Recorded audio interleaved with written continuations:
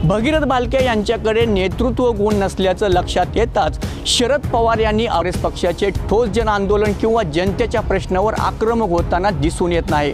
शरद पवार आले की अनेक कार्यकर्ते पदाधिकारी पवारांच्या गर्दीत सामील होताना दिसते, पण ते गेले की पुन्हा भगीरथ भालके यांना अजित पवार गटातून विधानसभेची उमेदवारी मिळणे आपले कार्यकर्त्यांवर लक्ष आहे हेच त्यांनी दाखवून दिलं। शरद पवार यांची हयात राजकारणात गेली आहे।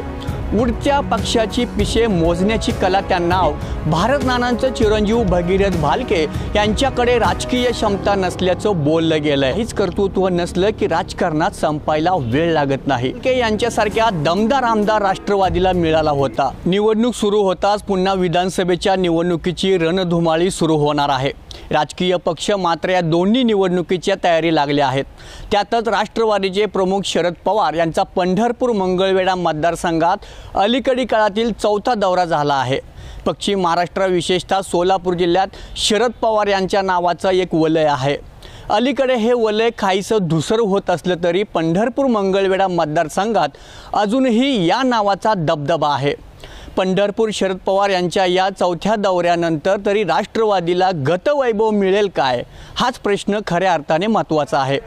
भगीरथ भालके यांच्यासारख्या दमदार आमदार राष्ट्रवादीला मिळाला होता, परंतु दुर्दैवानं त्यांचं निधन झालं। त्यांच्या निधनानंतर शरद पवार यांचा हा चौथा दौरा ठरला आहे। भगीरथ भालके यांच्या या निधनानंतर मतदारसंघात नाही म्हटलं तरी राष्ट्रवादी काहीशी कमकुवत झाली आहे।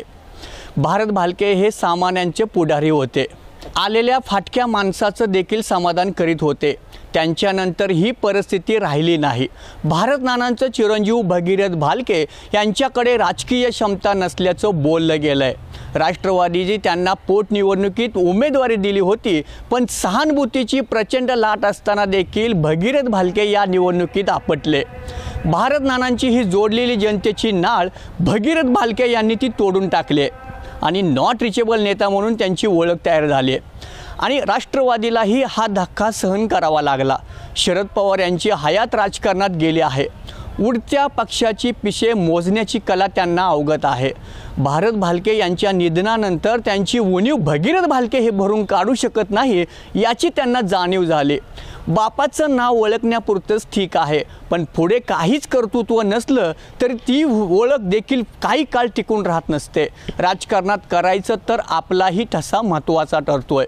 भगीरथ भालके यांच्याकडे नेतृत्व गुण नसल्याचं लक्षात येताच शरद पवार यांनी अभिजित पाटील यांना जवळ केलं।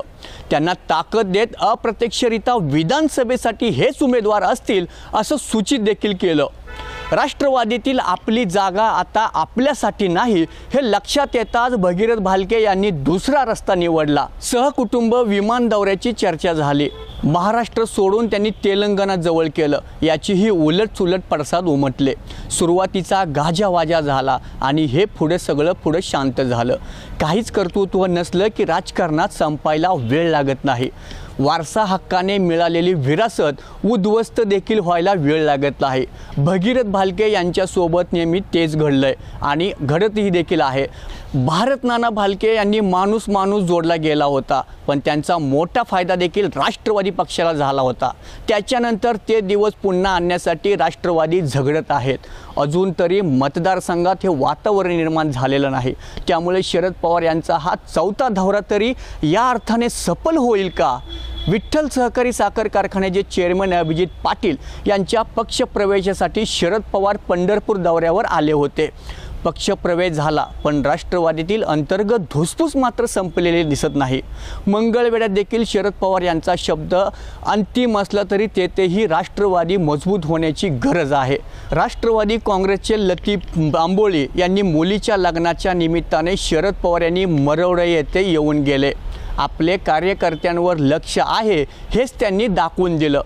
गणपतराव देशमुख यांच्या पुण्यतिथी सोहळ्याच्या निमित्ताने देखील जात असताना मंगळवेढ्यातील कार्यकर्त्यांना ऊर्जा दिली। त्यानंतर आता शिवाजीराव काळुंगे यांच्या कार्यक्रमानिमित्त शरद पवार चौथ्यांदा या मतदारसंघात आले।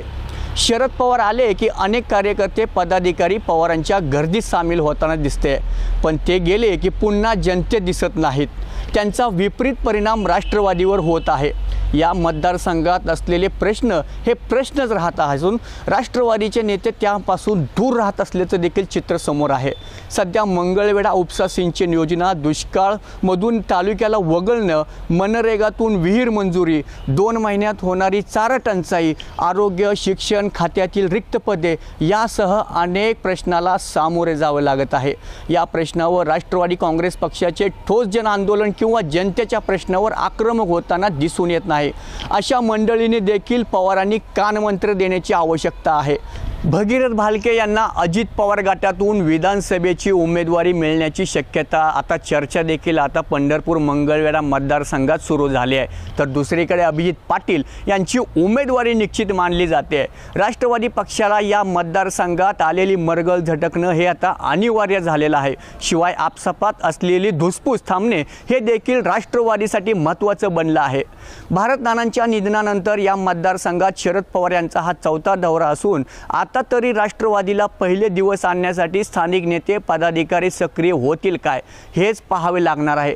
पंढरपूर मंगळवेढा मतदारसंघातील गेलेली जागा पुन्हा मिळवण्यासाठी स्थानिक पातळीवर काय प्रयत्न होतात हे देखील पाहावं लागणार आहे। नेते कार्यकर्ते सक्रिय झाले तर शरद पवार यांच्या या दौऱ्याचं फलितच म्हणावं लागेल। पाहूया या काळानंतर, या दौऱ्यानंतर देखील पुढील काळात काय होतं ते। तोपर्यंत नमस्कार।